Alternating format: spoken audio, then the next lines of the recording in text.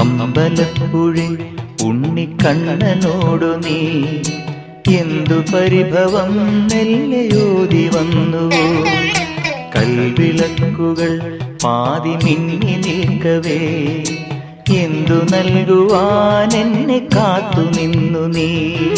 തൃപ്രസാദവും മൗന ചുംബനങ്ങളും പങ്കുവെക്കുവാനോടി വന്നതാണു ഞാൻ. രാഗചന്ദനം നിന്റെ നെറ്റിയിൽ തൊടാൻ ഗോപകന്യയായോടി വന്നതാണു ഞാൻ. അമ്പലപ്പുഴ ഉണ്ണിക്കണ്ണനോടു നീ എന്തു പരിഭവം മെല്ലയോതി വന്നുവോ?